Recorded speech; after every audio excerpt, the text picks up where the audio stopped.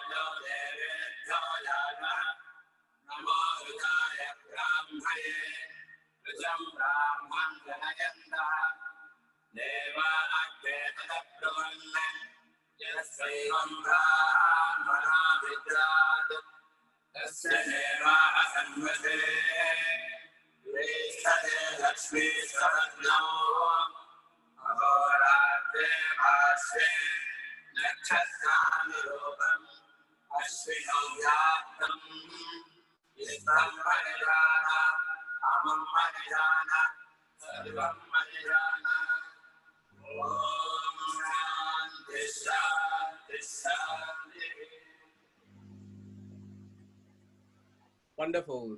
So thank you very much for everyone to phone in today. So as you know, over the past 6 weeks, we've been doing deep contemplation of Purusha Sukta, and we are coming to the third Varga, that is the last part of the Purusha Sukta. But as you know, from the first two Vargas, we have been dealing and talking about the greatness of the Supreme in the first Varga, how he is omniscient, omnipotent, and Sarvakarta, and so on. And in Varga 2, we spoke about how creation comes into being and what is the stages of creation. How does that fit into the stages of creation as explained in the Bhagavatam?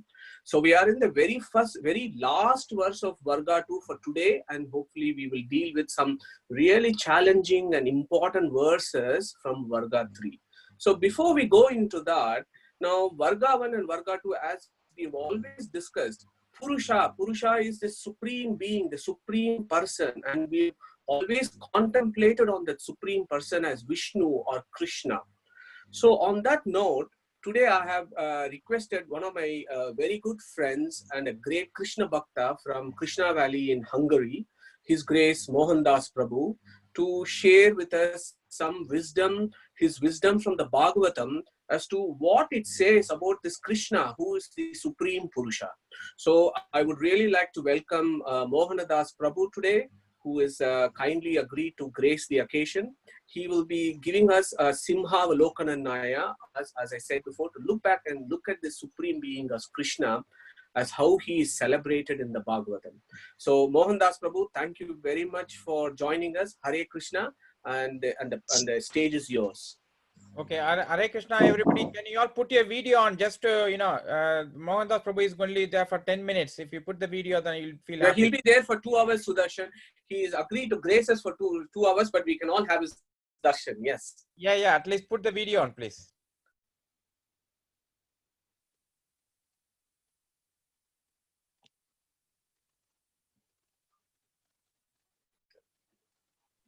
Hello. Prabhu, you're on mute, Prabhuji.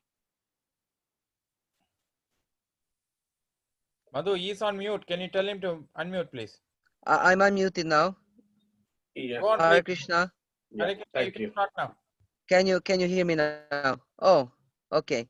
Yeah, Okay, so thank you very much for the kind words of Professor Madhusudan, and I would like to also welcome everyone in this session. As Madhusudan Prabhu has mentioned, I'm part of ISKCON Hungary. I stay in Hungary. We have a beautiful farm community. You can see in the background the beautiful trees and everything. And I have been in this ISKCON community for 17 years now.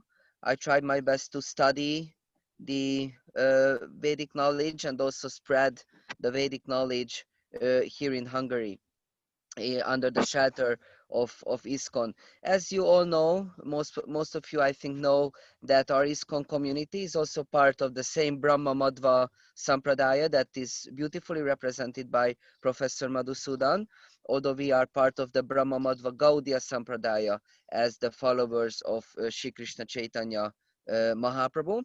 And this International Society for Krishna Consciousness was established by His Divine Grace A.C. Bhaktivedanta Swami Prabhupada, and he spread this Vedic knowledge all over the world. And in this way, here in Hungary, we Hungarians, we Hunas, are also learned something about this transcendental knowledge and transcendental culture.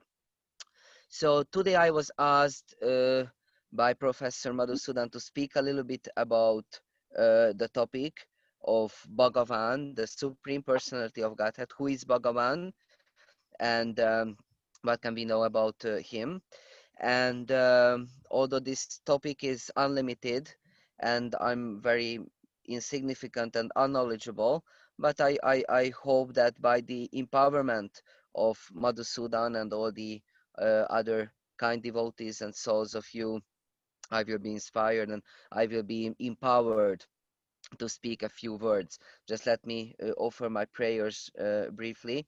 Om Gyanati Mirandasya Gyananjana Shalakaya Chakshurun Militam Yena Tasmai Shri Gurave Namaha Namo Vishnupadaya Krishna Prashtaya Bhutale Shrimate Bhaktivedanta Swamini Namine Namaste Saraswate Deve Gauravani Pracharine Nirvishesha Shunyavadi Paschatire Shatarine Jai Shri Krishna Chaitanya Prabhu Nityananda Shri Advaita Gadadhar Shivasadi Gaura Bhakta Vrinda Hare Krishna, Krishna Krishna, Hare Hare, Hare Rama, Rama Rama, Hare Hare. So, as Gaudiya, Brahma Gaudiya Vaishnavas, we accept that the supreme Parama Praman, the supreme source of knowledge, is the Vedic literature, and in the Vedic literature, the supreme knowledge, the higher source of knowledge is the Vedanta scriptures, Vedanta philosophy, of course, summarized by Srila Vyasadeva in his Brahmasutras, Vedanta Sutras. And we also accept that these Brahmasutras, Vedanta Sutras can be understood by the Srimad Bhagavatam. Srimad Bhagavatam is a purport written by Srila Vyasadeva to his Brahma Sutras, because the Brahma Sutras are very, very difficult to understand, very high, very essential sutric literature. So therefore, Srila Vyasadeva, to make the common people understand these final conclusions of the Vedic knowledge and of the Brahma Sutras, Vedanta Sutras, he composed this beautiful literature of Srimad Bhagavatam. And Srimad Bhagavatam itself says, I just would like to share the screen video and just recite one verse from the Srimad Bhagavatam. This verse is from the Bhagavatam, first canto, first chapter, second verse. Is everyone able to see Dharma Projita? Yes, okay. So the in the Srimad Bhagavatam, Srila Vyasadeva says that Dharma Projita Kaitabotra Paramo Nirmat Saranam Satam Vedyam Vastam Atravastu Shivadam Tapatrayo Mulamam Srimad Bhagavate Mahamuni Krite Kimva Parai Ishvaraha Sadyoridya varudyatirtra kritibir shushushubitakshanat. So this verse summarizes the importance of the Srimad Bhagavatam itself, and it says that completely rejecting all religious activities which are materially motivated, this Bhagavata Purana propounds the highest truth which is understandable by those devotees who are fully pure in heart. The highest truth is reality distinguished from illusion for the welfare of all. Such truth uproots the three four miseries. This beautiful Bhagavatam, compiled by the great sage Vyasadeva in his maturity, is sufficient itself for God realization. What is the need for any other scripture? As soon as one attentively and submissively hears the message of the Bhagavatam, by this culture of knowledge, the Supreme Lord is established within his heart. So the Srimad Bhagavatam says himself or itself that this literature is the topmost literature amongst all the Vedic books, and this is completely transcendental. Dharma projita kaitavotra paramo, completely rejecting every material topics, and this book directly speaks about the absolute truth. And what is the absolute truth according to the Bhagavatam? In the second chapter, 11th verse, we can find the answer to this question. Vadanti tattva vidas tattvam yajnanam advayam brahmeti paramatmeti bhagavaniti shabdyate. That the learned transcendentalists who know the absolute truth call this non-dual substance Brahman, Paramatma, or Bhagavan. So the Srimad Bhagavatam says that to understand the absolute truth can be done in three levels. In Brahman, which is the impersonal feature of the absolute truth, Paramatma, which is the located feature in everyone's heart and in every atom, and Bhagavan, which is the highest realization of the absolute truth, which is the supreme personality of Godhead, which is the Purusha that is described in the Purusha Sukta as well. So according the conclusion of the Vedic knowledge in the Srimad Bhagavatam, the final and the supreme understanding of the absolute truth is the personality of Godhead, the personal absolute. And there is a very there are other proofs for this in throughout the whole Shastra, in the Bhagavad Gita, in the even the Rig Veda, and many other places. I don't have time to list all of these, but if you see the Srimad Bhagavatam itself, it speaks about many forms of the Supreme Lord, because Bhagavan can mean Lord Ramachandra. Bhagavan can refer to Lord Vishnu or Lord Sankarshan or even Kumaras or the Narada Muni. Sometimes the Bhagavatam, the text, uses the word Bhagavan for many other forms and many other personalities. But there is one very, very essential and important verse in the Bhagavatam, and I guess you have the in the PowerPoint you have this verse, Ete Cham Shakalapumsa. Can you project that? How that works? Share, come out from the sharing mode, stop share. And it was told that we have that that verse on our PowerPoint, right?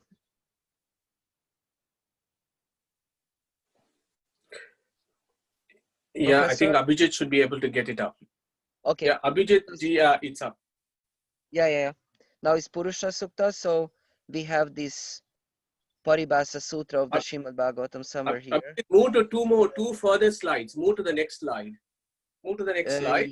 Yeah, it's here. And Okay. Thank you. Oh, no, it's back one. Yeah. Oh, and you don't have the translation here. Okay, no problem. I thought we will have that as well. Okay, so the Srimad Bhagavatam says this particular chapter, the third chapter of the Srimad Bhagavatam, is entitled that Krishna is the source of all incarnations.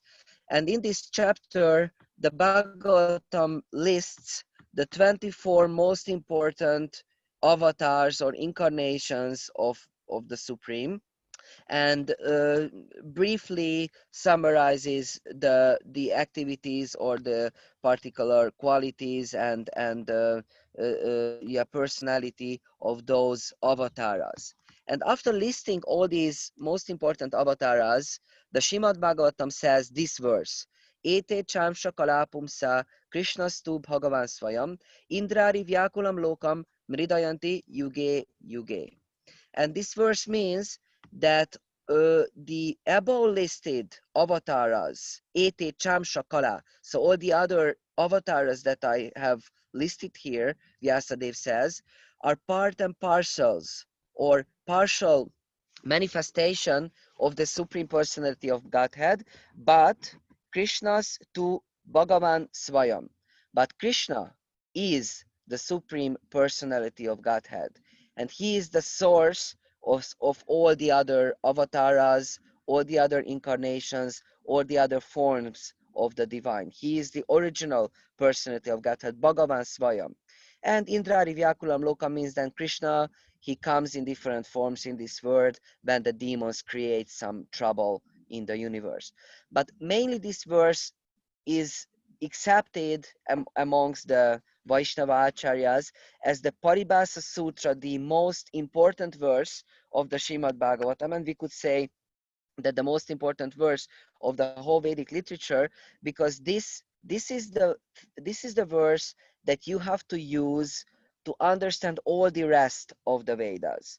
Because as I have mentioned, there are different other, Bhagavans. There is description of the different other forms of the Supreme, but through the point of view, through the vision of this verse, all the other verses have to be understood, which means that Krishna is Bhagavan Swayam. This is the only place where Bhagavan Swayam is used, means that the original Swayam is the Supreme or the original Bhagavan.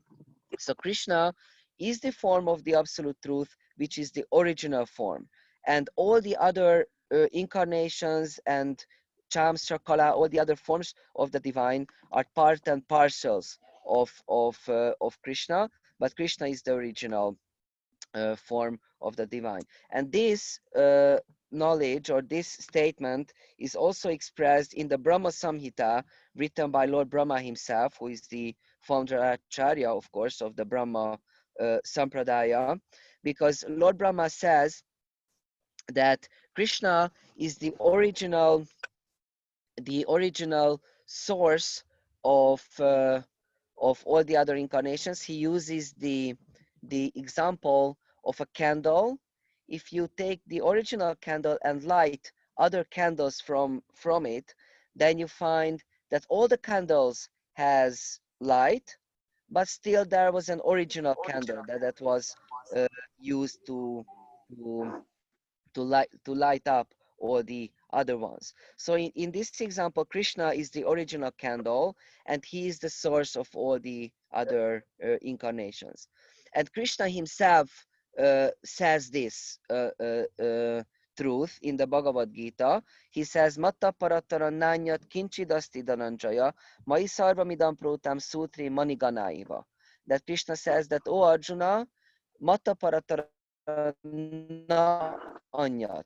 There is no one who is in a higher position than me. I am the supreme.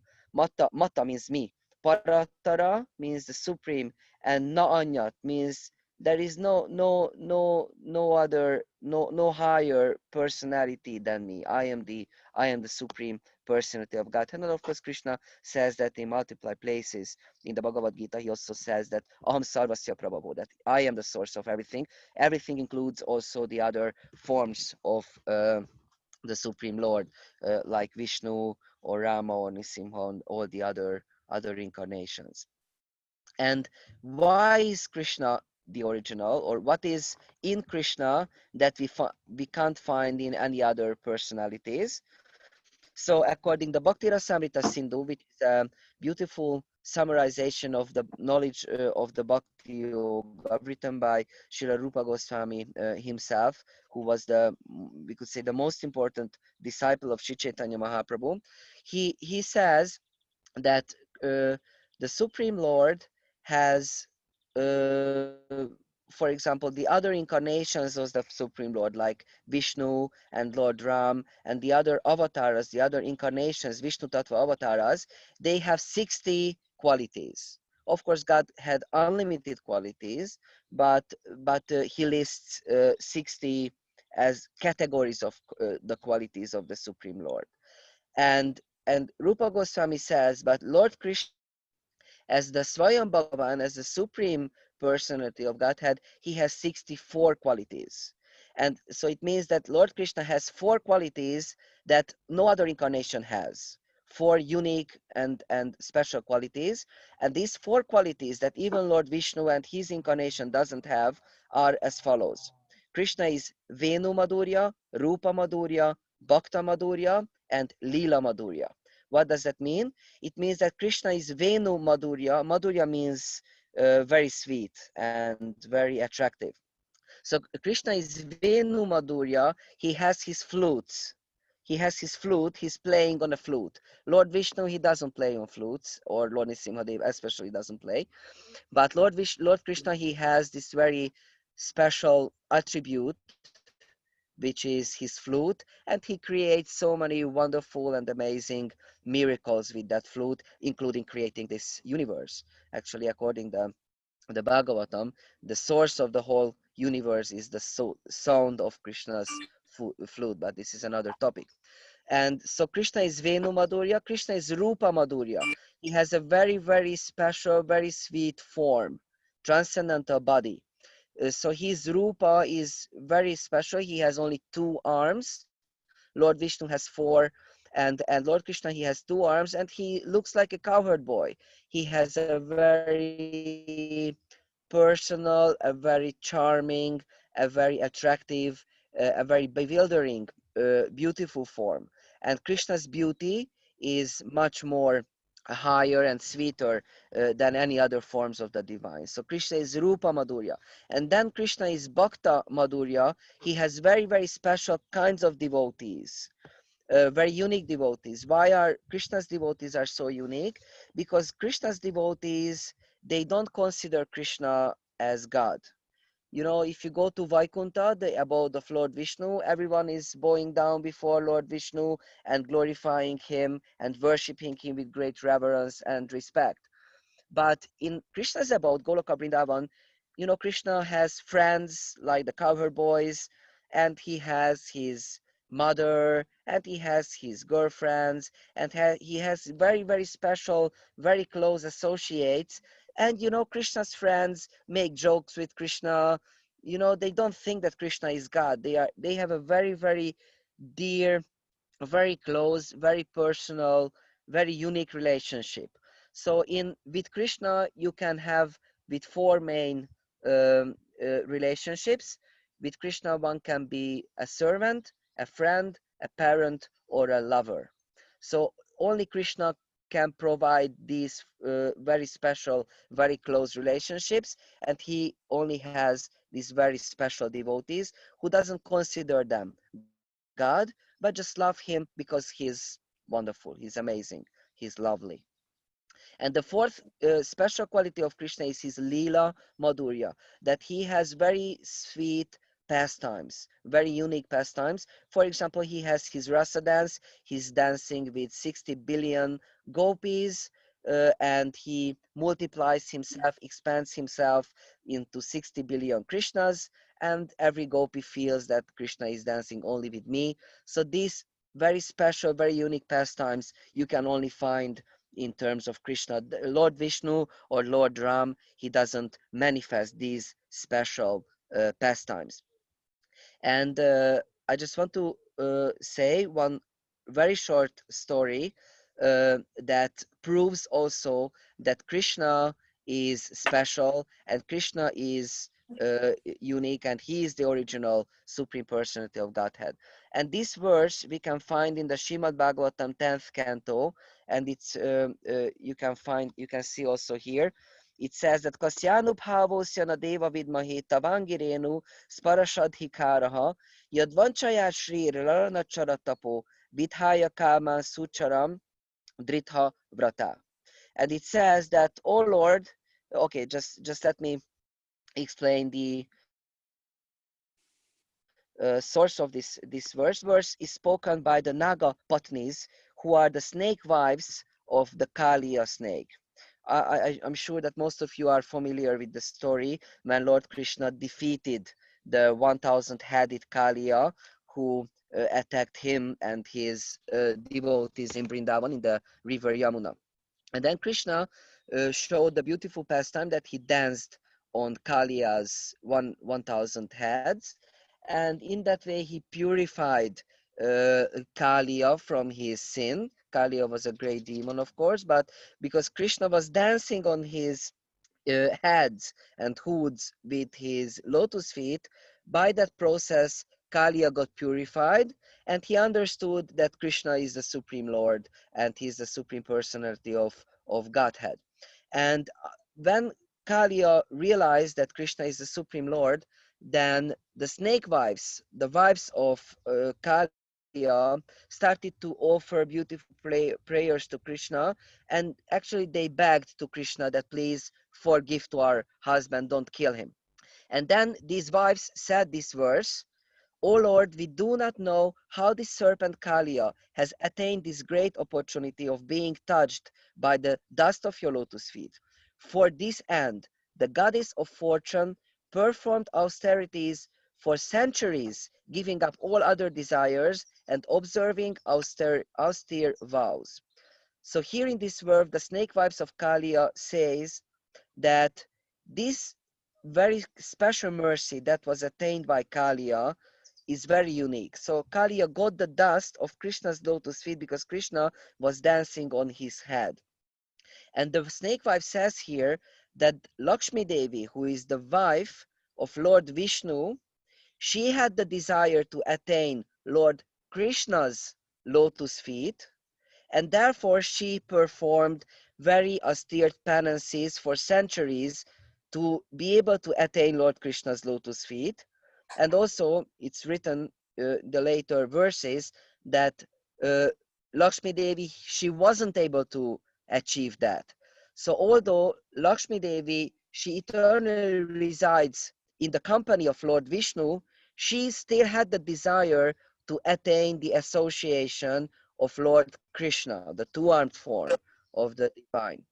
And she made several penances to attain Krishna's mercy, but she wasn't able to do it.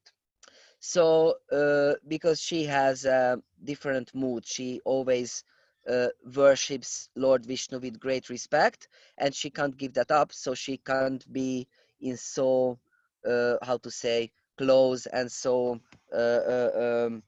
confidential relationship with the Lord than, for example, the Vraja Gopis or Srimati Radharani is able to. So this verse is used by the Acharyas and actually by Sri Chaitanya Mahaprabhu, proving that Lord Krishna is higher, in a higher theological position than even Lord Vishnu, and he is more attractive than all the other forms of the Lord.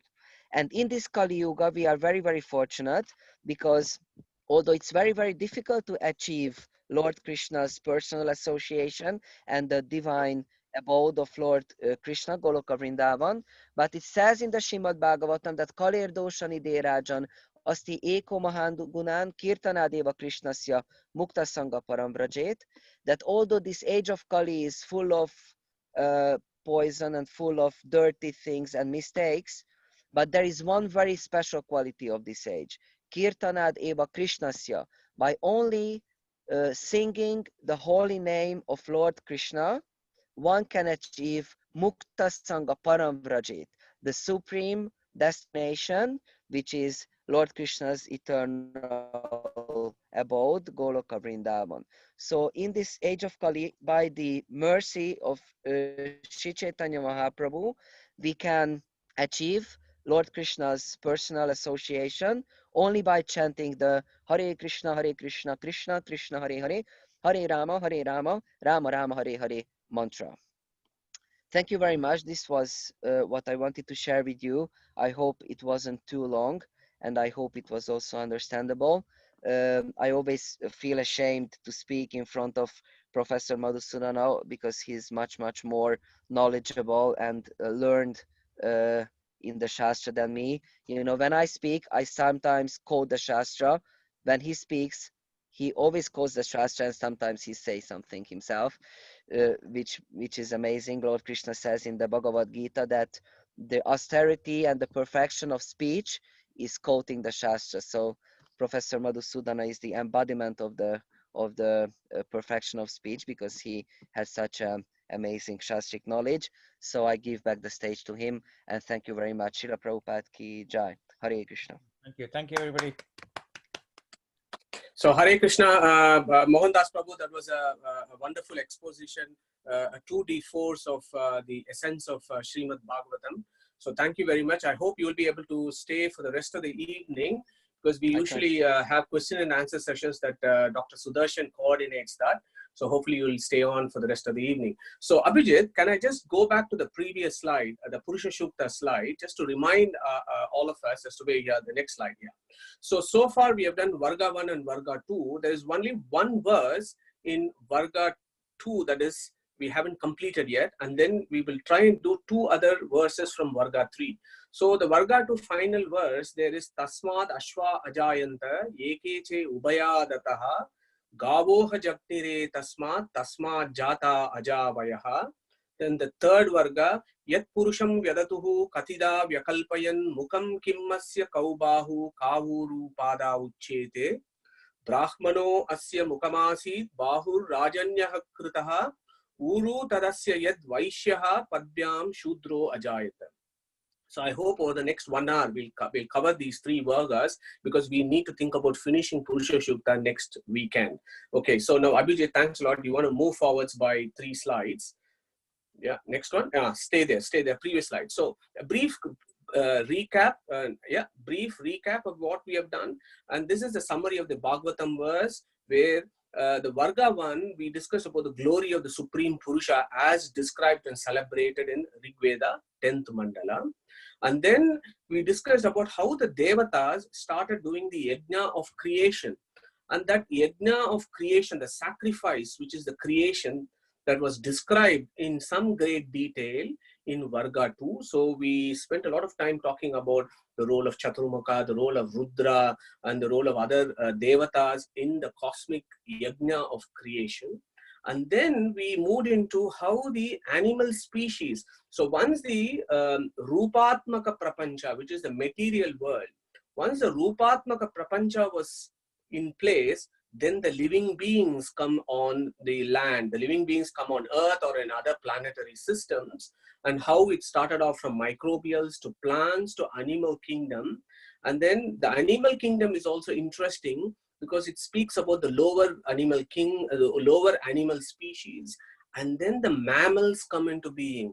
And then finally the humans come into being. So this is quite amazing, because that sequence of evolution would resonate with our modern concepts of evolution. So moving on to the next slide. So now this verse is very interesting. So if you look at this verse superficially, it doesn't make sense. It says Tasmad Ashwa Ajayanta. Ashwa, we all know Ashwa means the horse. Then Yekeche Ubaya Dataha. So Dataha means teeth. Yeka and Ubaya means 1 row of teeth and 2 rows of teeth. That is teeth in the lower jaw for some species, teeth in both the upper jaw and the lower jaw for some species. Then it says Gavoha Jagnire Tasmat. Gavaha means cows. Then cows came about. Then Tasmat Jata, Aja and Avayaha. So this is interesting. So there are 4 mammalian species that are described in this Rig Veda, Rik. And if you go to the following slides, it says Yet Purusham Vyadatuhu. Then it says humans, the Purusha, the human beings then came on land. So it talks about 5 Pashus. It talks about 5 species. Now that should make us wonder, why is Narayana Rishi actually putting these 5 Pashus here? Why 5 Pashus? It could have been 3, but why 5? Now that is one point which we will deal with in the next slide. And the next one is, please note that point, Yekecha Ubayadataha. So that evolution of mammalian species, he is talking about teeth, dentition. He's talking about 1 row of teeth and 2 rows of teeth. Now, we all know that the modern science of paleontology and anthropology is by and large based on the science of teeth. The whole of evolution that we know, what is the sequence of evolution, how did one species came and the next mammalian species came and so on, much of the fossil records that have informed us is about dentition.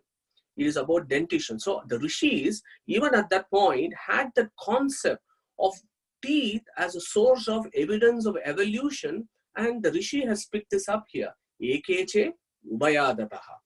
Okay, and I've listed those figures there. I don't know how many of us actually go and think about how many rows of teeth a cow has. Actually, cow has only 1 row of teeth. It has in the lower jaw, it has the teeth. Whereas if you look at the horse, it has teeth on both upper jaw and lower jaw. If you look at humans, it has teeth in the upper jaw and the lower jaw. But if you look at goat and sheep, they have teeth only in the lower jaw, but they don't have teeth in the upper jaws. So that is quite interesting from a very evolutionary point of view. What I want to show here is how the Vedic Rishi is hinting how the evolution is happening and how that evolution can be, the modern science of paleontology and anthropology, not surprisingly, is actually using dentition as a source of evidence. So that is one point. So the next point is, why are these 5 Pashus being described? Why not any other Pashus? So moving on to the next slide, Abhijit. So the next slide gives you the reason why. So you have Ashwa, you have Gava, you have Ajaha, and you have Avihi. Horse, cow, goat, and sheep. And then finally, humans. So those are the 5 Pashus that are shown here. Why? Now remember, we are dealing with yajna here. We are discussing about the sacrifice. We're discussing about the cosmic yajna and how we do our yajna, in Pindanda, how we can use our own body as a source of sacrifice and devote everything to the Supreme and so on. So we are still in that mindset of talking about yajna. So these 5 animals, these 5 Pashus were very important in the Rig Veda times. These were the 5 chief Pashus. Why horse? Ashwa, we know, is very important. The first point, we have dealt with this on several occasions. Lord Hayagriva is the form of the horse that gave the knowledge of Vedas to Chaturmukha Brahma. So the horse is an important animal in Sanatana Dharma. Then you've heard of Ashwamedha Yaga, where how Yudhishthira and so many other kings, great emperors did Ashwamedha Yaga. So that yajna, horse is very important. And in the Vedic times, horse was the major mode of transport. Yeah. So on those 3 reasons, horse is mentioned here. Now, if you look at the cow, the goat, that's interesting. Cow, why? We all know cow gives milk, it gives ghee, and milk becomes curd, curd becomes ghee. So it is a source of food. And as we discussed with the Prishadajyam from the previous verse, that curd and ghee are key components of fire sacrifice, they're key components of Agnihotra, for example, or Samayagna, Somayaga, for example. So cow, not surprisingly, is a key animal that is listed here. Then you have Aja. Aja means goat. Why goat? Now remember the etymology, Aja and Ajya. Ajya means ghee in Sanskrit, Ajya. So in ancient times, ghee was also made from Aja. Aja means goat. So Ajya, the ghee, the milk that is used in the goat were also used in the Vedic times. They were chief sources of food. So, and then 4th one, Avi. Avi is sheep. And again, in Vedic times, sheep was an important animal because it was a source of cloth. They used to make a lot of, woolen clothes based on sheep. Yeah. So it's from this verse, you can also understand how the civilization was and how the agrarian society was in the Vedic times, that these 4 animals have been used. And then finally, you have Purusha, that is human beings. So yes, you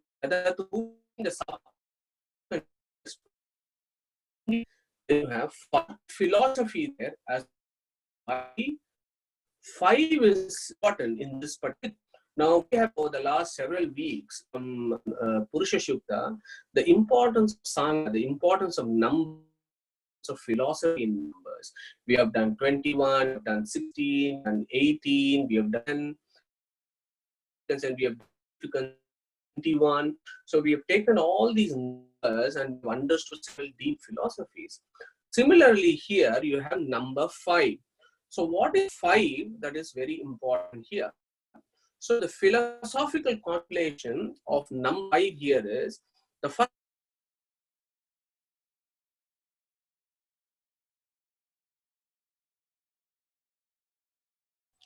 Madhu, we lost you.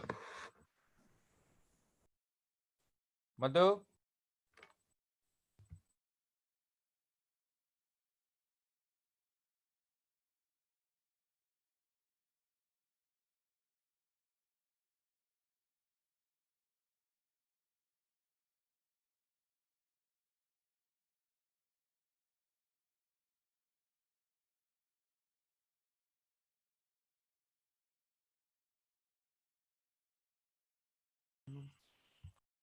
Yeah, Madhu is coming back.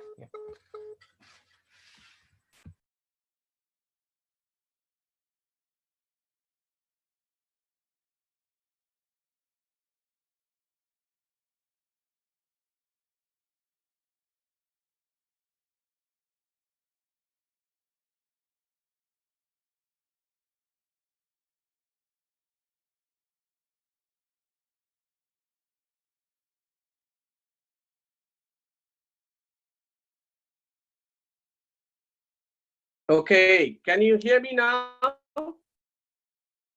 Yeah, we can Hello? hear you now, but we lost about Yeah. nearly 4 minutes. Yeah, I'm sorry about that. So internet problems. Hopefully this will work. So we were in number 5 and we said how the number 5 is very important in philosophy. So what is the number 5 here? What does it denote? What is that 5 pashus that are discussed in the Sanatana Dharma actually indicates? So the 5 forms, so they indicate the 5 forms of Vishnu. And it is quite relevant to what Mohandas Prabhu was also talking about, the incarnations and so on. So we'll look at some philosophy behind that in subsequent slides. So what are the 5 forms of Vishnu? And we know Vishnu has 4 Vyuha forms. So you have Vasudeva, Sankarshana, Pradyumna, Aniruddha, and Narayana. So those are the 4 forms of the Vishnu that the Rik is asking us to contemplate here. These 4 forms of Vishnu pervades the entire administration of the universe.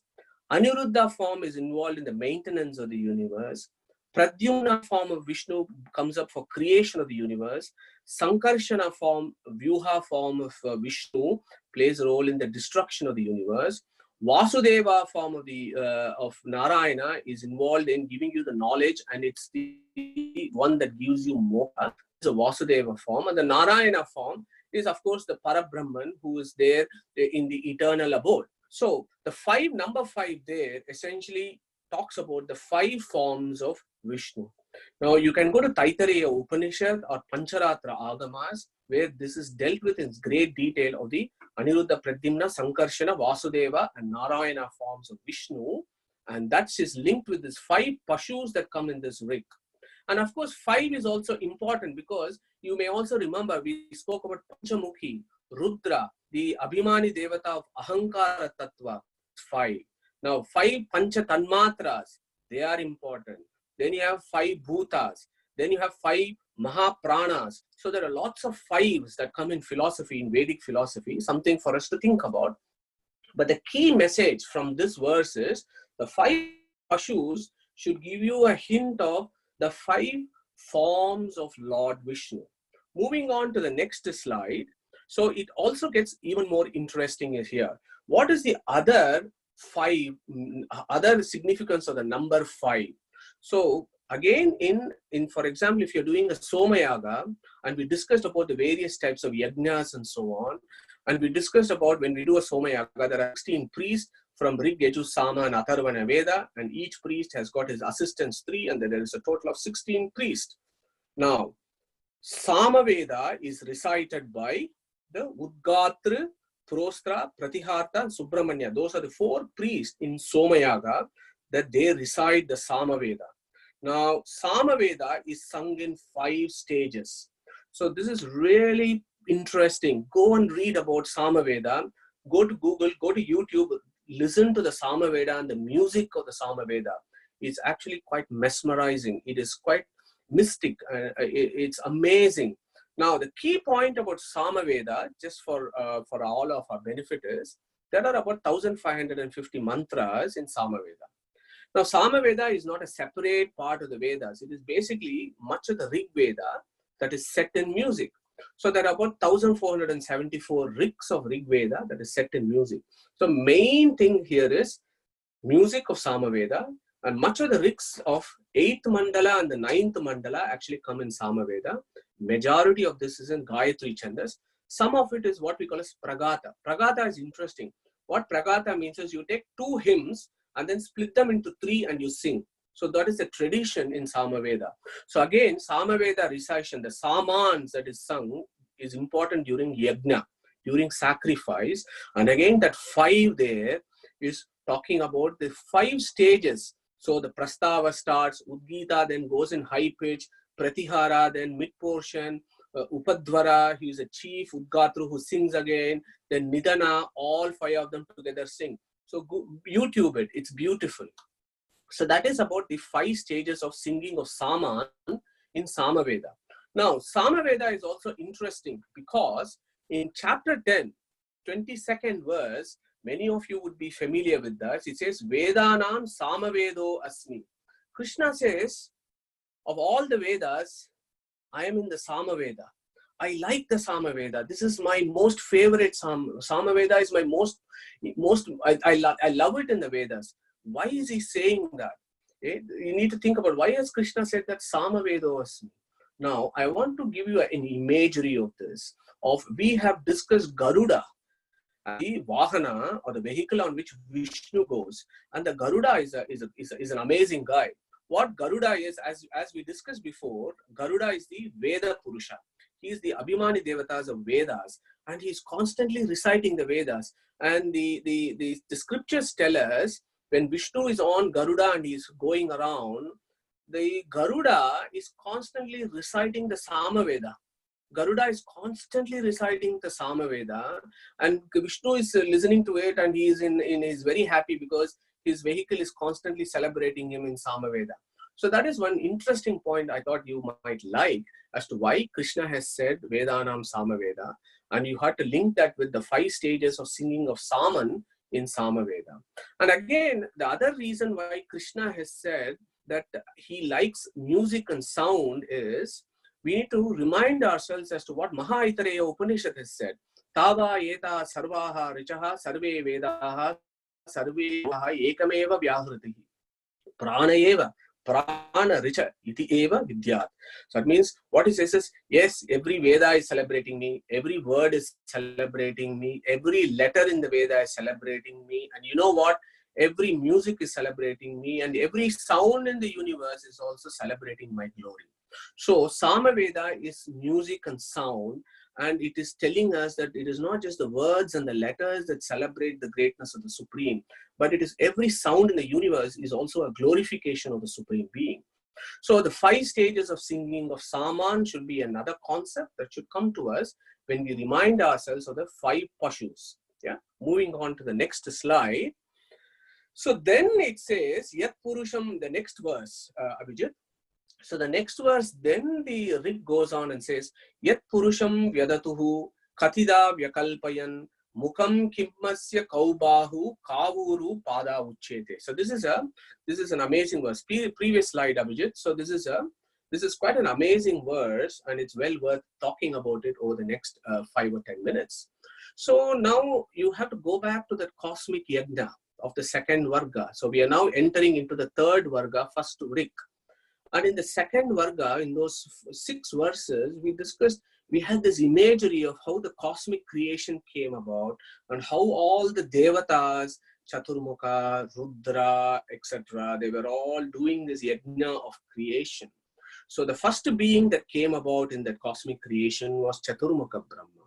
So just hold on to that idea. So what this Rik is saying is, so when the Chaturmukha Brahma was offered as a Pashu into that cosmic yajna, how was that Chaturmukha's Brahma's head? How was his shoulder? How was his thigh? How was his feet? So that is what it is saying. Vyadatu kaubahu kavuru pada uchete. So I've separated that out and I've got a figure here which shows mukam means face, bahu means shoulder, uru means thigh area, pada means feet. So the Rishi is saying, how was this Chaturmukha's face, how was his shoulder, how was his thigh, and how was his feet? So that is in the form of a question. So this rik can be seen in three ways. One as a question. The second one as a statement. It says, last line, mukam kimmasya kaubahu. So I'm making a shoulder and his face, eye and his eye shall explain it. You're breaking. So a statement. Yeah. So that is also a statement. Can you hear me right now? Hello. Yeah, I can hear you now, but Can you hear me? last minute we could not hear you properly. I'll get close to the mic. Let's see what happens. So, is it okay, Sudarshan, now? Yeah, it's okay now, just now. Okay. So, it is asking that question. Now, it can be a question or it can be a statement, as I said, but it can also be an answer. So, it says, his mukam is kim, his bahu is kim, his uru is kim, and his pada is kim. So what does that mean? So let's deal with that in a minute. So I've translated that for you. Mukam kim masya. What is his head and what was created from it? Kau bahu. What is his shoulder? What was created from it? Kau uru. What is his thigh and what was created from it? Pada. What is his feet? What was created from it? So there are three words there, kim, kau, ka. So for those of you who are doing Sanskrit classes, so kim, kau, ka would means it's all various types of questions, what, when, why, and all that kind of stuff. But they come from this root kaha, okay, ka or kaha. So the etymology of that is quite fascinating. So what this Rik is actually saying is that his face is kaha, his shoulder is kaha, his thigh is kaha, and his pada is kaha. So what is this kaha? What does ka actually mean? Okay. So ka, the Sanskrit etymology of the word ka is kam is sukam is ananda. Yeah. Bliss. Okay. So that is the idea that you get there. Who is this ka? Of course, the Supreme Purusha, who is a Jnananandamaya, he is ka. Primarily he is ka. Chaturmukha Brahma in the Vedas and in the Shastras has got another name called Ka. Okay. In fact, in Rig Veda, in the 10th mandala, same mandala, 114 Suktam, there is a very beautiful verse, very famous verse. It says, Sahasrada Mahimanaha Sahasram Yavad Brahma Vishtitam Tavati Va Kaschandasam Yogama Veda Diraha Ka Dishnam Prativacham Papada.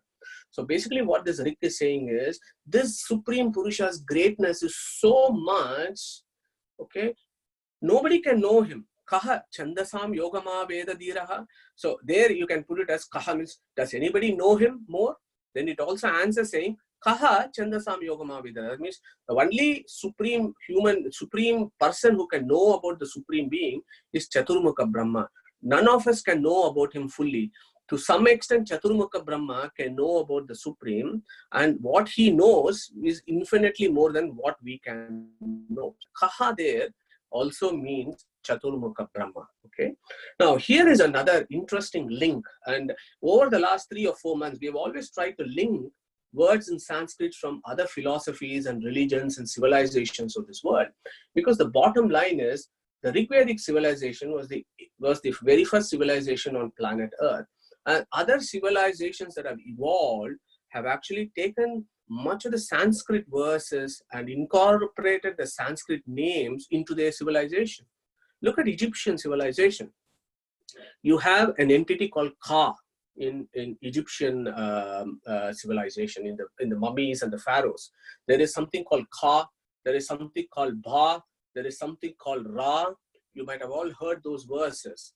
Now, if you do some research on the word and the origin of those words, Ka in Egyptian civilization is the spirit, not the material. It is a non-material spirit that is there in the bodies. So, and that is supposed to be blissful in Egyptian civilization. Look at Ra, the sun god. he comes from the Sanskrit word Ravi. Ravi has become Ra in Egyptian civilization. So there are all these kind of links that you can bring in. So that word Kaha basically means And Madhu, his Rama as face, well. It can relate to Rama. Rama also, yes, yeah, you're right. So, so you have all these. So this verse is telling us his face is Jnanananda, his shoulder is Jnanananda, his thigh is Jnanananda, and his feet is Jnanananda. Now let's deal with that a little bit more in the next slide. So if you go to the next slide, Abhijit, so it gets more concrete and more interesting. So as I said before, Ka equals Kam equals Ananda equals Anandamaya equals Purusha, who is Sat Chit Ananda is his definition. Now go to the same Purusha Sukta, 16th verse. What does it say? And it's very popular. Most of us know it. Yagnene yajnam ayata devaha tani dharmani pratamanyasan teha nakam mahimanaha sachanta yatra purve sadhyaha santi devaha. So there that word nakam comes. Now again, when you look at the Sanskrit etymology of that, the origin of nakam is kam means sukha, that is bliss. Akam means is opposite, as you know. Akam means no bliss. Now you make it into a double negative. Na plus akam becomes nakam, which means bliss. Okay. Teha nakam. So nakam means bliss. Okay. The bliss or the ananda. Ananda mayatva is what the nakam in that verse says. Now go to Narasimha Dev. Go to our Narasimha. And the Narasimha's nails. Okay. Now there is a very famous verse of Madhvacharya called Narasimha Nakastuti, where Madhvacharya celebrates the nails of Narasimha that tore open the Hiranyakashipu. And he talks about the nails of Narasimha. And he says, Srimat Kantira Vasya Pratata Sunakara Dari Taradi Dura Pratvasdanta Shanta Pravitata Manasa Bhavita Bhuribhagahi. So he celebrates these nails of Narasimha as an infinitely blissful nail. There is no difference between Narasimha's nail and his body. There is no difference between his nail and his hair and his body, his shoulder, his face. Everything is Jnananandamaya. Is what Acharya is telling us. So when you next time when you think about Narasimha and his nails, think about Nakam, which essentially means bliss. Taittiriya Upanishad, the second chapter and the third chapter talk about this quite a lot, about the blissfulness of the Supreme. Yeah, so it talks about the qualities of the Supreme, like, you know, we have done this before. Brahma Vedapnoti Param Tadesha Abhyukta Satyam Jnanam Anantam Brahma Yo Veda Nihitam Guhayam Parame Vyoman So Ashnute Sarvan Kaman Saha Brahmana Vipaschita iti, he says. Then he says, Yato Vacho Nivartante Aprapya Manasa Saha Anandam Brahmano Vidwan. Know that Brahman or that Supreme Purusha is infinitely blissful. Anandam Brahmano Vidwan. Anando Brahmeti Vyajanat. Again, the same Taittiriya Upanishad says, Anando Brahmeti Vyajanat. If you want to know about the Supreme, he is Ananda. The Brahmasutra, for example, the 12th aphorism is the starting of the Samanvaya Adhyaya. And it starts with Anandamayo Abhyasat. Yeah. So the blissfulness of the Supreme is a central concept in the Vedas that comes in Purusha Sukta. Brahma Samhita, very first verse, Ishwaraha Paramaha Krishnaha Satchitananda Vigraha. So it also talks about that. So Nakam means bliss. Moving on to the next slide. So now this is where I'm coming. So I want to introduce this concept of Supreme Purusha or Brahman is partless, also called Akhanda. Okay. So what does Akhanda means? This is a central concept of Vedantic philosophy. Both, you know, Advaita, Vishishta Advaita and Dvaita, they all accept this concept that the Supreme Purusha is Akhanda or partless. So what is Akhanda? I've given some English definitions there. I'll just read it aloud. An entirely self-contained, single, transcendental substance having no trace of another in its being. Indivisibility is the definition of Akhanda. Now, in Chandogya Upanishad, there is a famous verse called Sadeva Somya Idamagra Asid Ekameva Advitiyam.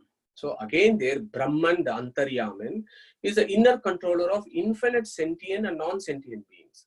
He has infinite forms, he has infinite qualities, he has infinite actions in him.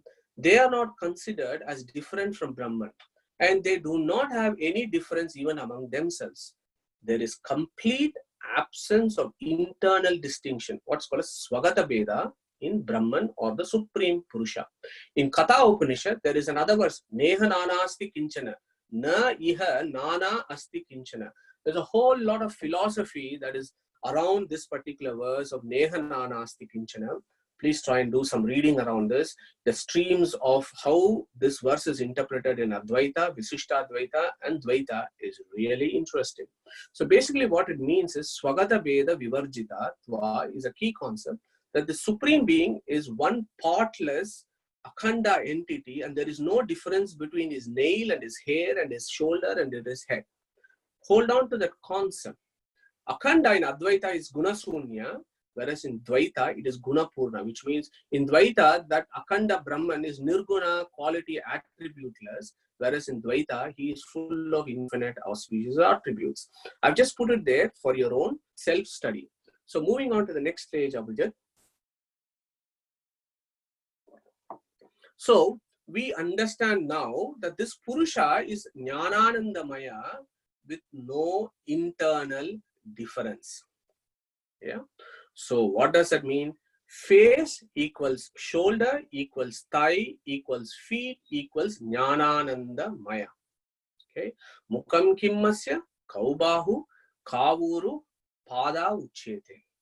So the first myth buster. So this is a challenging verse because there are folks out there who think the next verse, which talks about this part, this type of soul came from face, this type of person came from shoulder, they somehow feel something comes from the feet is inferior to something that comes from the face or the shoulder. The question here is, how can then the imagery of things that come out of his feet inferior to that which comes out of his face? Because he is uniformly Jnananandamaya. Every part of him is the same. Yeah. So that is the first myth buster that I want to convey in this today's presentation. To say that every aspect of him is the same. Next verse, next slide. So now comes the most challenging verse of Purusha Sukta. It says, Brahmano asya mukhamasid, bahur rajanyaha kritaha, uru tadasya yad vaishyaha, padbyam shudro ajayata. Okay. So when you look at it in a very superficial sense, what it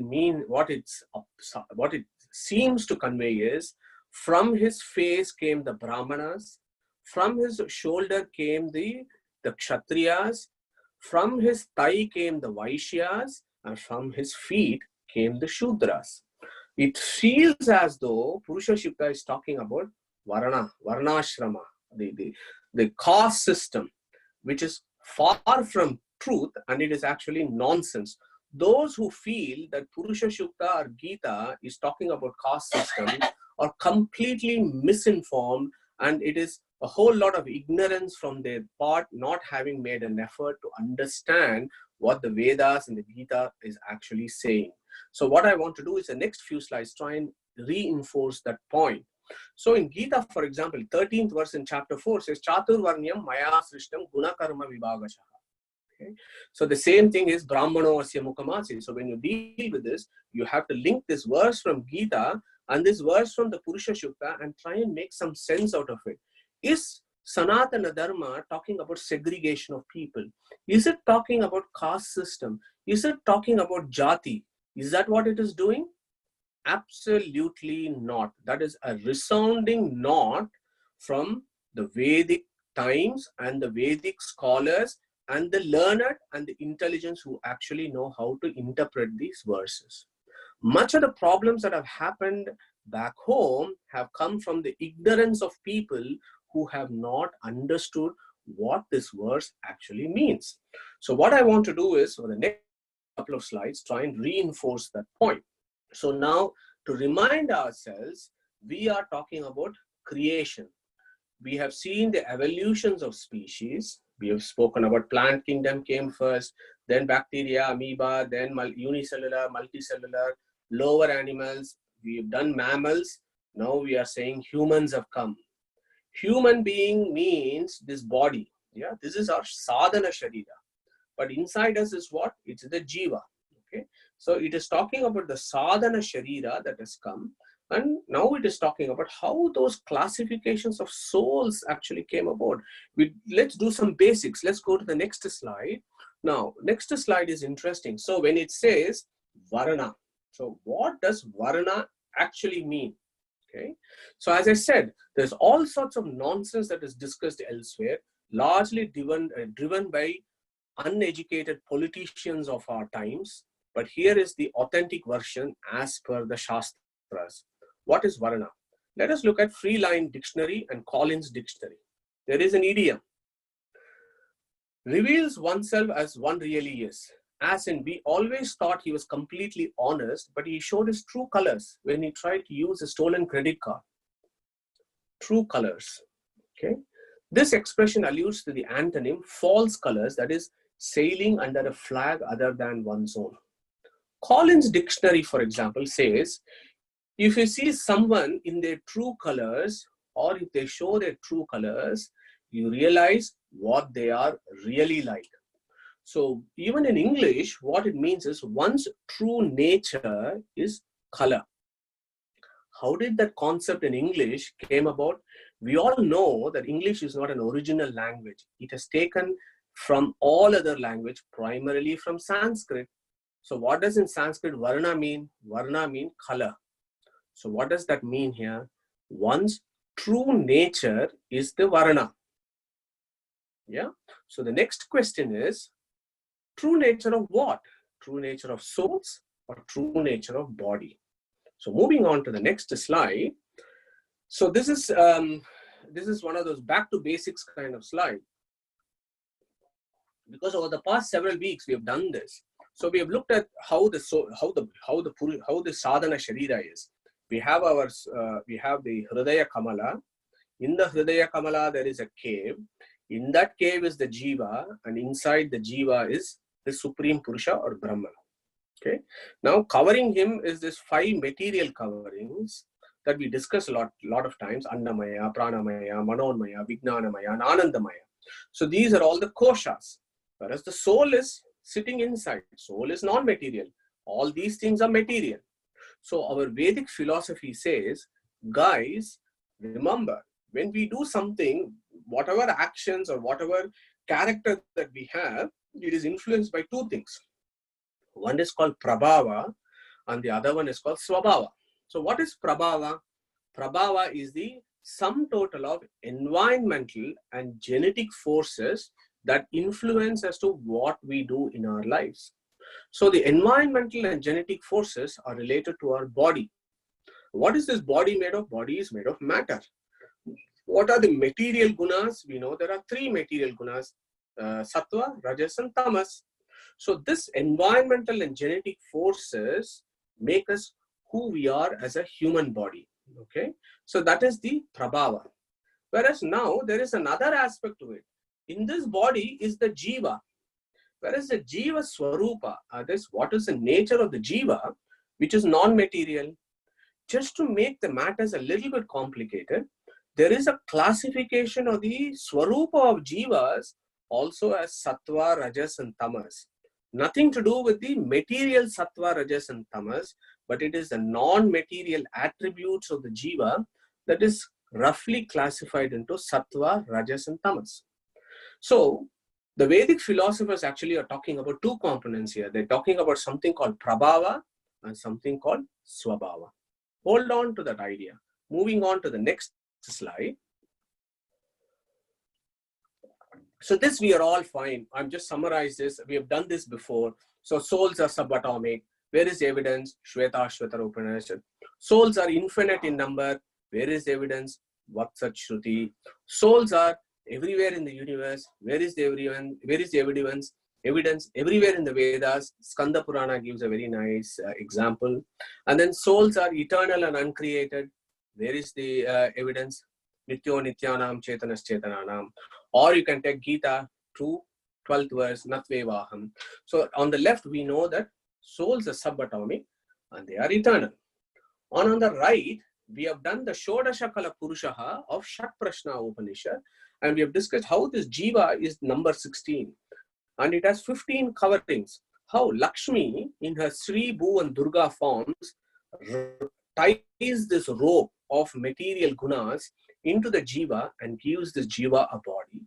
And how Vishnu, number 18, is the one who releases the Jiva from material suffering. So those are the two aspects. Now, when we talk about creation, we discussed about Mundaka Upanishad several months ago.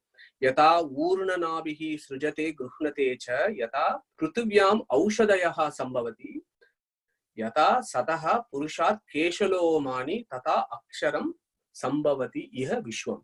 So the middle one and I have highlighted is, it says yata pruthivyam aushadayaha sambhavati. That is how you put a seed in the soil, and then you water it and you look after it. The seed grows into a plant and to a tree. If you put a mango seed, you'll get a mango tree. If you put a neem seed, you'll get a neem tree. If you put a neem seed, it is not going to become a mango tree. The seed is what the seed is. Based on its nature, it will become a corresponding tree. So what is the Supreme Brahman is doing? All that he is doing is he is just a gardener.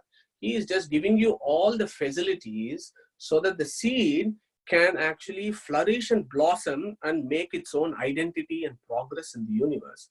That is the Jiva. Jiva is the seed, is described very beautifully in Mundaka Upanishad. So moving on to the next slide. So now we reverse back here. So Chaturvarnyam Maya Srishtam means, what does it mean? Varana equals color equals Jiva's true nature. What is the seed? The Jiva's inherent nature is what the verse is talking about. The next verse is Guna Karma Vibhagashaha. Okay, this is not Kartaram Avyayam. I've made a mistake. It's Guna Karma Vibhagashaha. Gunaha what? Satvika, Rajas and Tamas. 3 swabhavas. And Karma Vibhagashaha means based on their swabhavas, they do various actions. So essentially, what the Vedic Rishi of the Purusha Sukta is saying is, the 3 swabhavas become 4 varanas. How does that work? Let's go down the same slide just to summarize. So this is the name, this is how the body is. You have Jiva, which is non-material, and mind, which is matter. And the whole of Gita talks about the 3 states of mind, the Sattva state of the mind, the Rajas state of the mind, and the Tamas state of the mind. That is because the inherent nature of mind is it is material, and it is under the influence of 3 material natures. That is mind's problem. Jiva is a non-material and it has its own 3 swabhavas, and they actually transform into 4 varanas, or 4 broad classification of how the souls operate in the universe. Okay, so but mind and the Jivas, of course, are in Brahman's control. So in all this 10 minutes of what I've told you so far, this has got nothing to do with jati or caste. This is a philosophy about the soul. It is about the philosophy of the soul and not about the body. It is not about, who your parents are and how you're born and so on. It is nothing to do with jati. It is everything to do with the inherent natures of the soul, which is what the philosopher is talking about. And unfortunately, it has been perverted back home and it has become such a social problem. Next slide. So now it gets even more interesting. So sticking on to the Varana systems, I just have a question there so that I take a couple of minutes break. So we discussed so much about Devatas, we discussed about Daityas or Ashuras. So my question is, do Devatas have Varanas? Do they have castes? Do they have Varanas? Do Daityas have Varanas? Any contributions there? Anybody wants to answer that question? Madhu Sureshar, I think they do have Varanas. Okay. Okay, we'll stick on to that. Next one. Anybody else? Any views? If the avatars are in the material world, so they have a form, so they will have Varanas. So you have Varanas. Okay. Anybody else? Any other views? I also think that, for example, Kuvera, he's a Vaishya, you know, dealing with money, and there are other demigods who are like more Kshatriyas, like Dattatreya, you know, fighting, and there are the Ashwini Kumaras who are doctors like you, Madhusudan. So I guess they also, because they are also under the modes of material nature, and they also have different rules. I would also suggest that they have. Yeah. Okay. So yeah, that's good. Thank you. There are three overwhelming views on swaying on the one side. I always like to be on the other side and bring in some arguments here. So the purpose here is for us to think about what the philosophy is actually trying to talk about. So now the Devatas. So here is another version of this. So Devatas, you say they're Kshatriya. There are some Devatas who are Brahmana, some Devatas who are Kshatriya, some who are Vaishyas, and some who are Shudra, whatever that word means.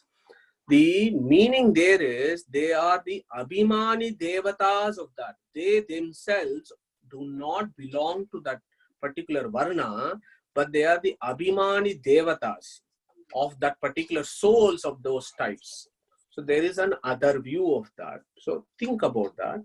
Now I'm going to show this slide, and again this is a provocative slide. Okay. So the souls, you have Satvika, Rajas and Tamas. Devatas, primarily Chaturmukha down, and we discussed about all the many Devatas. They are primarily of Satvika nature. They may have tiny elements of Rajas in their souls, but they are primarily Satvika. Okay. So there is one view there that Satvika Devatas do not fall under the Varanas. Then you have the Tamasas, who are the Daityas, Duryodhana. Duryodhana is not a Kshatriya. He was born in a family where his parents were in that family. He is a Jati. Duryodhana was a Kshatriya by Jati, by caste, but not as Varana. Duryodhana was a Daitya. He is full of Tamas. He is a Tamas embodied.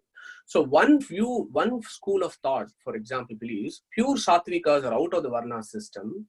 Pure Tamasas are out of the Varna system. The Varna system operates for those with the quality of Rajas. Okay. Now, just hear me out on this, and we can discuss this at the end of the lecture. Now, the Rajas, nobody is purely of Rajas quality. No soul is purely of one type. They always have shades of all this.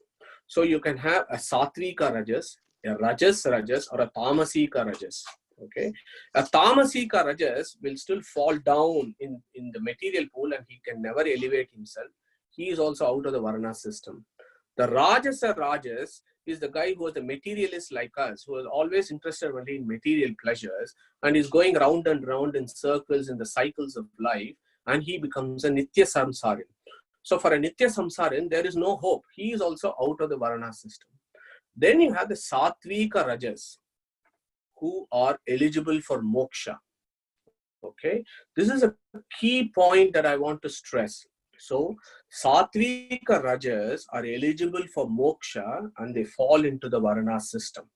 This is one of the Vedic philosophy views of who a Brahmana is, who a Rajanya or a Kshatriya is, who is a Vaishya is, and who is a Shudra is. These are all Satvika Jivas to start with. They all have Satvika quality in them, but they have different shades of Rajas and an element of Tamas in them. But all four, and this is important, all four are eligible for liberation and moksha. Yeah. If you are a Tamasika Rajas, no hope. If you are a pure Tamas like Duryodhana, no hope. But all four, Brahmana, Kshatriya, Vaishya, and Shudra, by definition, fall under the Varna system. Okay. There is another myth buster that I want to crack here, saying that somehow this is derogatory, this concept of Brahmana, Kshatriya, Vaishya, and Shudra. No.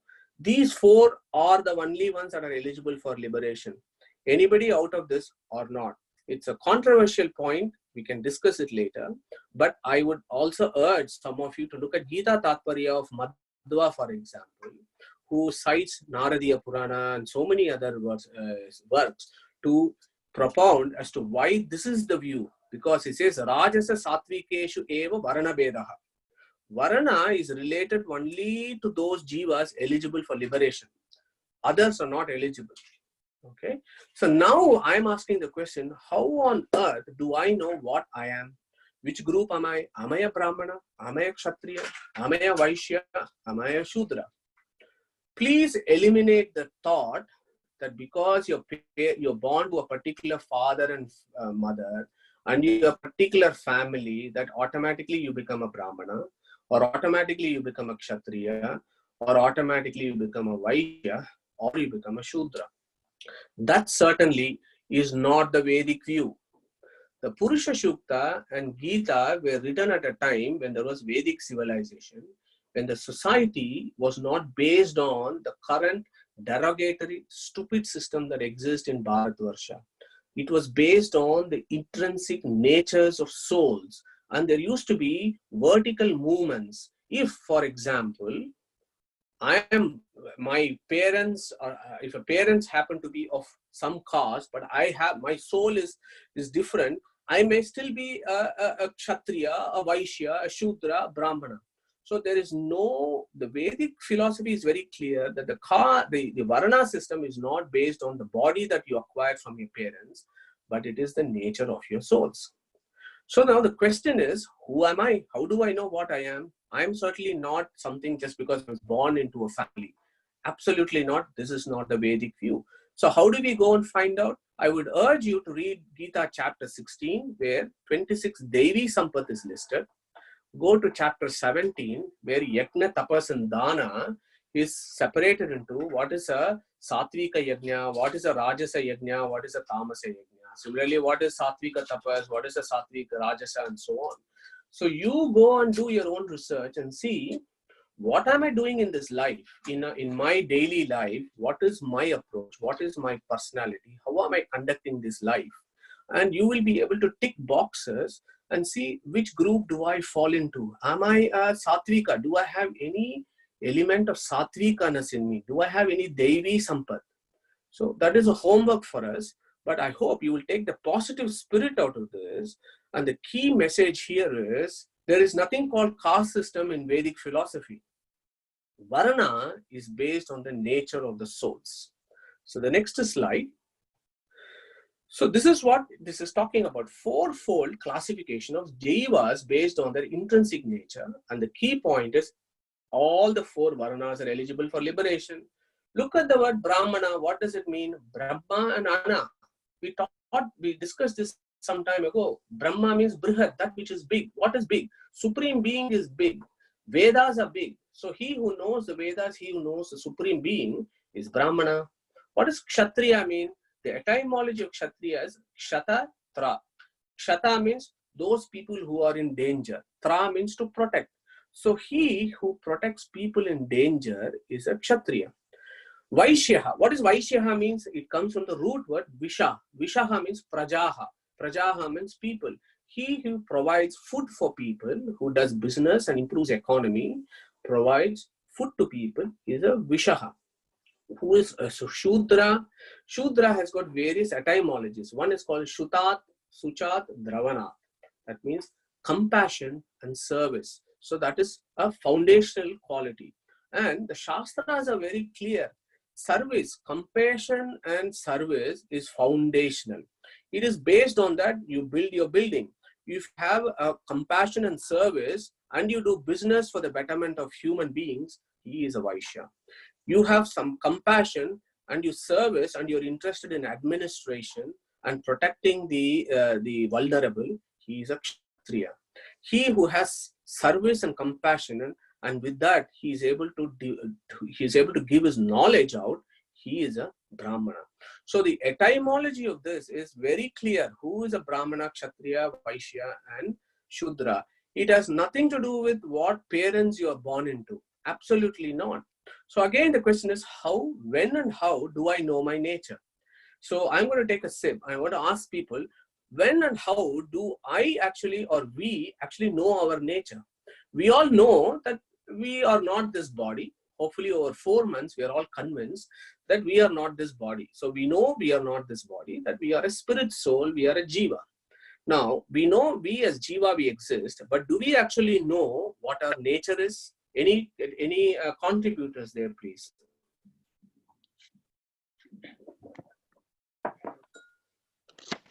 I think we probably, generally we don't know our nature. We strongly believe something otherwise. And, I think we need to do a lot of introspection. Then only we'll be able to know the nature. And maybe we need to listen to other people's feedback. And as I said, a lot of introspection. Otherwise, I don't think, we all think something different about us, which is probably not right. Yeah, thank you, Sudarshan. I agree with you on that. Anybody else? Madhu Suresha, I would agree. It's Yes, perhaps Abhi. I'm just waiting. I'm just doing something. Okay.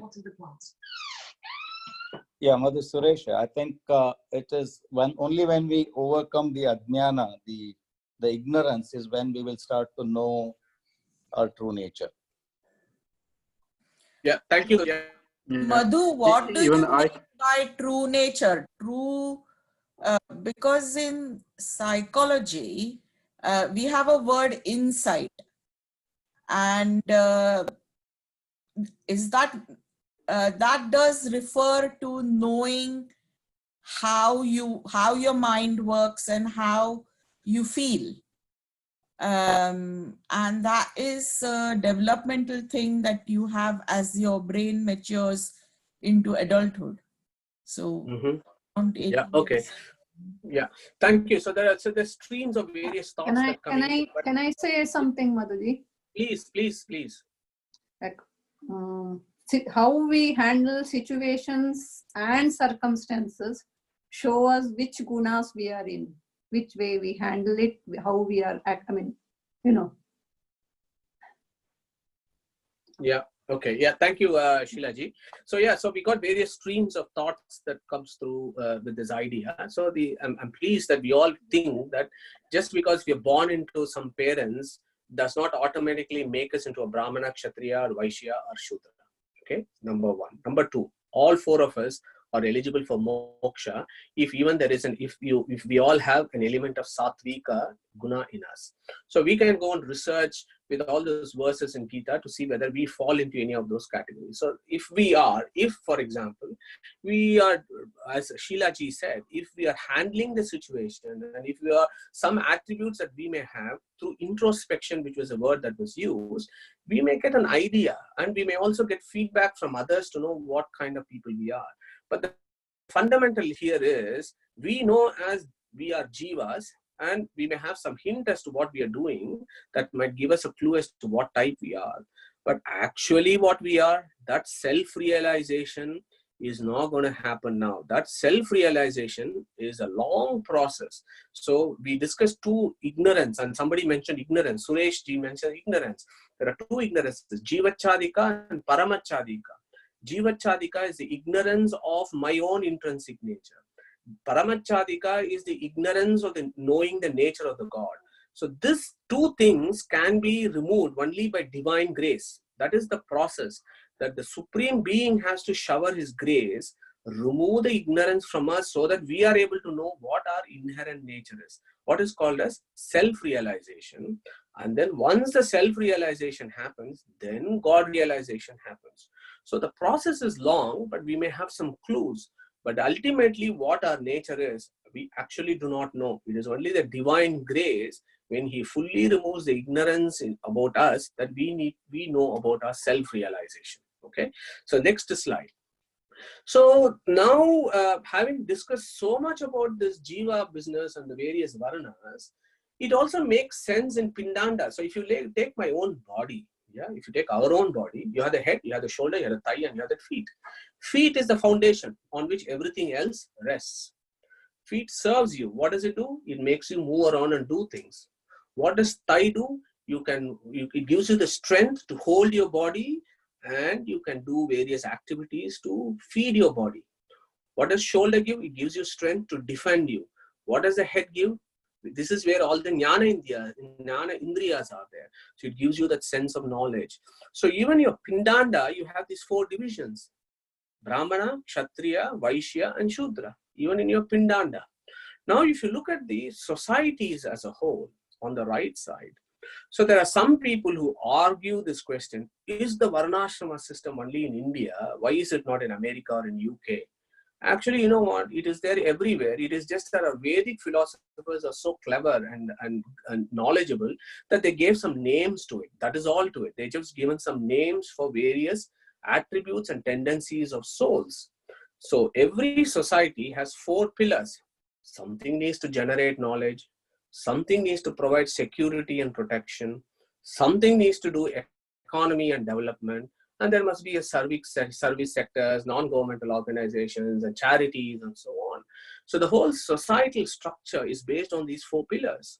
So our Vedic rishis saw all this in their Vedic societies, and they've also gone at a deeper level and to ask the question, what are the natures of the soul?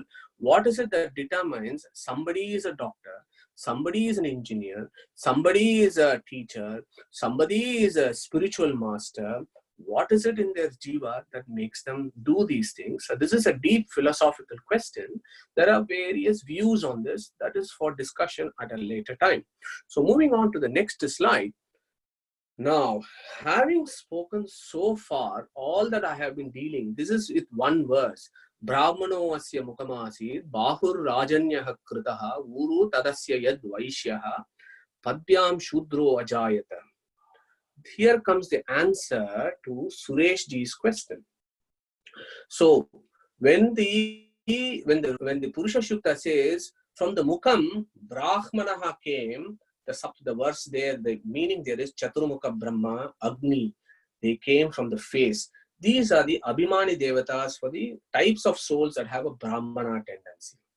Now, Vayu, that is Mukhya Prana, Garuda, Sesha, Rudra, Indra, Varuna, Yama, etc. They all come from the shoulder of the Supreme, and they are the Abhimani Devatas for those jivas that have a Kshatriya tendency. Then you have the Vaishyas, Aham Prana, Ganadevata, Vasu, 10 Rudras, Adityas, 49 Vayus, etc. There are so many of those. They all look after those groups of jivas that have a tendency of a Vaishya, Vishaha, help people. Then you have Prithvi Devata, Ashwini twins, Mrityu Devata. They all come from the feet of the Lord, and they are the Abhimani Devatas of those souls that have a predominant tendency for compassion and service. Now again, the point here is no part of the Supreme is different. Yeah, so they all come from the Supreme. Now this links very nicely to the next verse. So what is the next verse? The next verse then talk about how other Devatas then came around. Once Chaturmukha, Vayu, Aham Prana, Prithvi, and so on is talked about. Then it talks about Chandrama Manaso Jato, Chakshur Suryo Ajayata. So it talks about those verses. And that is the inner Adi Devami. So what I have spoken so far is Adi Atma. I spoke about the body, the nature of the souls and all that. So that is Adi Atma interpretation of this verse. This is the Adi Deva interpretation of the verse, and how all the Abhimani Devatas who come, and they have the portfolios of helping those jivas of those tendencies. Yeah. So what is the next slide? So next week, what we can do is we can finish off the rest of the rig, because then it becomes fairly easy. So as I said, Chandrama Manaso Jata, Chakshu Suryo Ajayata, Mukhad Indrashta Agnishta Pranad Vayu Rajayata. And then the contemplation of the Supreme goes on. It's very interesting, the next 4 rigs. But what essentially I wanted to cover today is I hope I have convinced all of us that this nonsense called the caste system or the jati is not what the Vedic system was. Vedic system is based on the nature of the souls. Now, post-independence, what has happened is it has degraded so much. So I really do not know what the solution to this is. Post-independence, our politicians have made so much use of it and have perverted the system. The society is degrading. 350 years of colonial rule has degraded, and following that, post-independence, the political system currently is so perverted. It really makes me sad that this is used for political gains. But what I wanted to stress here is, I am interested in what the Vedic philosophy is. The Vedic philosophy is, it is based on the nature of the souls, and all 4 varnas are eligible for liberation and moksha. Okay, so I hope today we have discussed some key verses, and I've also tried to head on tackle some of the myths and provided some myth busters for us to think about and contemplate in the coming weeks and months and for the rest of our lives. Thank you, and I'll stop there. I'm going to invite Reguji to do the Shanti Mantra today. Regu, the stage is yours. Next slide, Abhijit.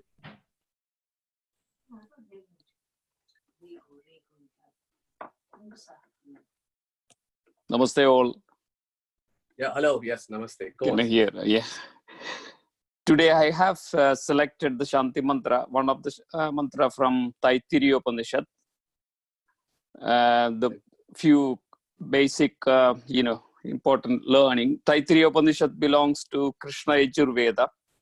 It forms part of Taittiriya Aranyaka of Krishna Yajurveda, 7, 8, 9 chapters. Which Taittiriya Upanishad has got 3 chapters and 52 slokas. This sloka we are going to chant is the first sloka of Taittiriya Upanishad. This peace chanting is sung by both the teacher and the taught together, and it is a prayer raised in praise of the recognized gods of the Vedic period, who were a representation of one divine cosmic power. So pardon my pronunciation, I know it's a bit difficult for me. Sham no mitra, sham varuna, sham no bhavatvaryama, sham na indro brihaspati, sham no vishnurukrama, namo brahmane namaste vayo, Tvameva pratyaksham brahmasi, Tvameva pratyaksham brahma vadishyami, Ridam vadishyami, Satyam vadishyami, Tanmam avatu, Tadvaktaram avatu, Avatu mam, Avatu vaktaram, Om Shanti, Shanti, Shanti. Next slide. So the meaning: may Mitra be propitious to us. May Varuna bless us. May the blessing of Aryama be with us. May the grace of Indra and Brihaspati be upon us. May Vishnu, who is all pervading, be propitious to us. Salutation to Brahman. Salutation to you, O Vayu. You indeed are the visible Brahman. You alone shall I consider as the visible Brahman. I shall call you righteousness. I shall call you truth. May Thai protect me. May Thai protect the teacher. Please protect me. Please protect the teacher. Om, peace, peace, peace.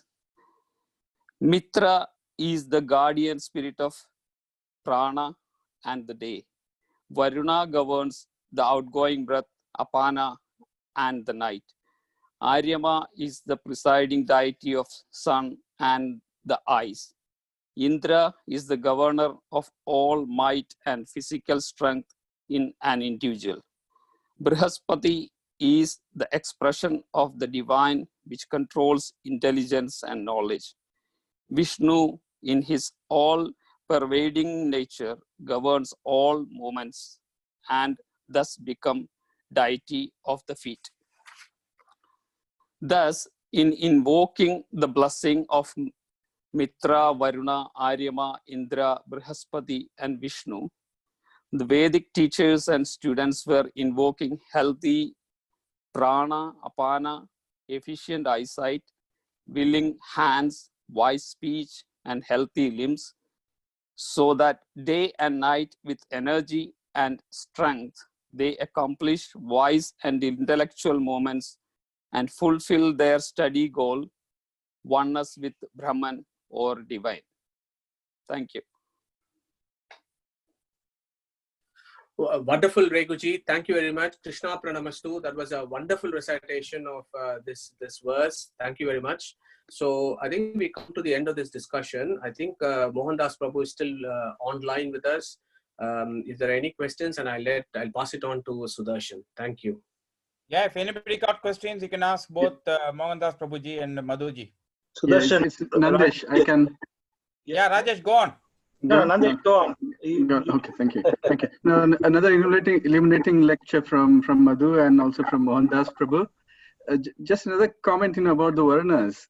If one were to look at it as, I read somewhere, one were to look at the spokes of a wheel. So basically, all the 4 different Varnas, it's a bit of a visual look at it, but all the 4 spokes are important to carry on with this, with the circle of life, if you like. I don't know whether it's because this visual is showing top, middle, bottom, and so on. It's been misinterpreted rather than looked at it something which is essential for overall. What are your views? What do you think on that?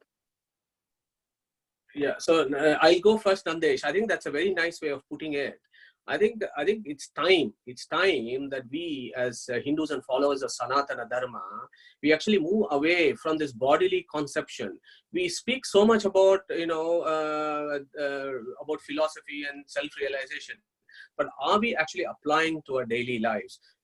This is key for the future of Sanatana and for our own societies, that we actually stand and unite on this and raise up and have a view, because there are lots of political forces that are actually defaming us because of the wrong conceptions that we have built around ourselves over the last several hundred years. Yeah, so that needs to be removed, and hopefully we will all make progress on that. But your second view of as to how all of them contribute to the society is key, because that is what the Vedas have said. These 4 pillars of society is everywhere. Look at the observation of our Vedic rishis. They've said this Varna system is not only in India, boss, it's everywhere. If you come to the UK, you will have some intelligentsia, you will have some business people, you will have some who does, service as their primary, what gives them happiness. All these things need to be integrated, and that is the only way in which your society progresses. It is just that our rishis had a different view on this, and they looked at why somebody is predisposed to this, and they did a classification of souls. Nothing to do with caste or jati. So I think all of us primarily contribute to the betterment of society, and the view from the Purusha Sukta and Gita is very clear. Every soul comes from the Supreme, and no part of the Supreme is different from his head, face, everything is the same. Everybody is the same, except that each one has a particular tendency, and they evolve and develop based on their tendency. That is what we need to celebrate. Unfortunately, the societies with all these ignorant people has got themselves into a soup now. Yeah, but your point is very well made. Yeah, I think Madhu, one point is it's all fine saying that actually this is wrong and everything. But there is definitely evidence that in our Indian society in the past has worked on just a Varnashrama only, not on the Jati, where you are decided by, to whom you are born. That has not been the case in the past, but that has come into being, maybe due to rigidity later on, maybe due to the Islamic invasion and, so many stress on our society in the past 10 centuries. We don't know why, we can't just say like, it is something, because it has also, even this Jati system has also maintained in the past, whatever 10 centuries. But the only thing is society is not going to change overnight. And if you say the European and everywhere also, it has been decided by birth. But now in the past current, we can only talk about UK. It's not probably, like people marry within whites. They do not mind, about who is, you're born to whom, but they just marry between the different classes. And that might come in the Indian society as well. But the only thing is, you cannot change this overnight. And, people will still carry a lot of traits about where they are born, how they are brought up and everything. That's sort of something which people look for when you are going to get married. And the same way where you look for anywhere, like if educated person may want to marry an educated person even in UK. So, and maybe to see like the compatibility. So that is there. You're not going to change everything overnight. But the only thing is, it's also, caste is not about just the birth. It's also about your maintaining the traditions and everything, because there was a time when people are really worried about But the only thing is, imagine if we change everything to Varna, then also like, the confusion will come about like, and particularly when in this situation where in those days Hinduism was the only religion, maybe now there are so many people trying to like predatory religions are there, trying to catch you. So they might say like, okay, you can do this, you can do that and everything. So it's not as straightforward actually. So there's a lot of things we need to discuss. But the only thing is, yes, definitely like, this is what it has been based on. At least if our people knows about it, then because we have been told that in 2000 years, 3000 years, it's been there, but probably not. That's not the case. If people understand, at least they'll be happily, because what's happening is the younger generation, they're not even ready to look at the past because they feel very guilty about the caste system. They don't want to look at even the past, know about Hinduism, because they feel like, why should I have a look at something which is so much like discriminatory? But if they come to know that it is not the case, they might start looking and reading more about it. And that will be a good step, actually. Yeah, that's an excellent exposition, Sudarshan. There is a utopian view on this, and what is a pragmatic view on this. But at least those of us who are spiritually bent and who want to find our final solution to this life, so that maybe if we can at least make that, you're right, we can't change everything, but at least, a journey of 1,000 miles starts with one step. At least we now know that the Vedic system is not based on your bodies, it's based on your souls. So, but I think your point, your summary is what is on the ground, and I appreciate that. Thank you. Namaste, Madhuji. Sujit here. I had one question on this. When I look at Gita, Arjuna has this question about Varna Sankara, and he talks about the fact that if there is all killings, the ladies might get married to the different kind of religion, and then that creates Varna Sankara. How does that compare, or like how does that relate to what we are talking here? Yeah, I think it is directly related, but perhaps maybe I could invite Mohandas Prabhu if he wants to contribute on this verse. Mohandas Prabhu, are you there? And then I'll come to your question. I'm here. I'm here, and can you hear me? Yeah. Yeah, actually, please, Professor, answer to this question, because I had just another comment into the topic that I just wanted to maybe share, but it's not related to this topic. Yeah. Okay. So Sujit, related to Varnashram. It's related to Varnashram, but it's not related to this Varna Shankara stuff. Okay. Yeah. So Sujit, so that question about the Varna Shankaraha that Arjuna is talking about in the first chapter for himself to try and skive off and run away from doing the duty of doing that war in Mahabharata. So he is just finding arguments and solutions of skiving away. So that Varna Shankara means mixing. So the Varna Shankara that Arjuna is talking about in chapter 1 actually he's putting a trump card to say why he doesn't want to fight. But the answer to that is, if he had actually not fought, that Varna Shankara would have been much more. So what Krishna is talking about, that Varna Shankara is the societal system. So we are talking about a Vedic society 5,000 years ago, as to how the economy and the society was based, and the issues around, will you be able to do your duties in society? Would you be able to do your your Pitru Pinda, Pitru Dana, and all those the duties of human beings? Would you be able to do? The answer there is, if the war had not happened, and if Duryodhana had actually come into being, there would have been much more degradation of the society that would have happened if that war had not taken place. So that is the one point. The other point is the Varna Shankaraha there also, the Krishna's view there is, he's talking about the society. His view is there is about the 4 pillars of the society is what that he's talking about there. It is not related directly to the Varna of the souls that we are having that discussion here. Yes, that Varna nature also will have an influence, as Sudarshan, how he discussed about, Varna mixes, incompatibilities that might happen. If the incompatibilities happen, then there may be some issues around this. But if two people of similar attributes marry and run the society, their compatibility is much more. So it is all about finding compatibility, and compatibility to some extent may be dependent on the nature of your souls. I hope that answers your question, but that is an excellent question as to what is that Varna Sangraha means. Thank you. Madhuji, Madhuji, Rajesh. Hi, Rajesh. Can you hear me, right? Yeah. I don't know, I'm just getting confused. So if we describe the Supreme Being as someone who doesn't have any shape or form, so then how does this Varna thing come about? When you say this part comes from his head and from his body, so how can we ascribe a shape to the Supreme Being and then describe that each part comes from his, because that shape is ascribed to Purusha shape, right? So I don't know, I'm confused. So maybe you can enlighten Okay, there. so there are two ways of looking. The two ways of looking at it. Number one is, this is imagery. It is a metaphor for you to understand deeper philosophy. So when I give all these Purusha's shapes and so on, it is an imagery as to how you understand. Now there is a bigger question as to this Brahman has got any form or not, whether he is Nirvishesha, Akara, whether he is Savishesha, Sa Akara, and so on. To find that evidence, you need to go into the scriptures and see what the Vedas are saying.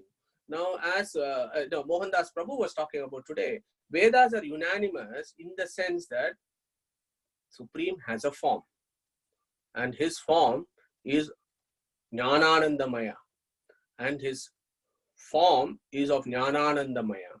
So that is what the Vedas are saying, that he has a form, and his form and his nature is Jnananandamaya. How will that look like? You have to go and experience it. I cannot actually show you exactly what his form is.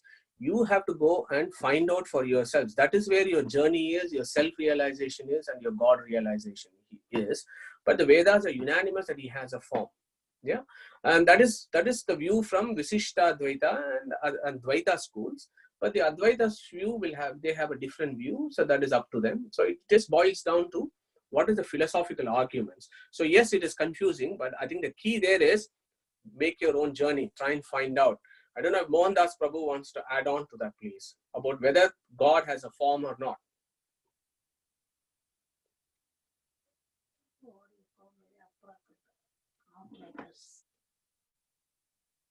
Oh, I think Mohandas Prabhu has just sent me a message saying that his laptop has gone off power. So he doesn't have any power in his laptop. Yeah. So I don't think he will be able to contribute. Okay. Anybody else want to add on to that point?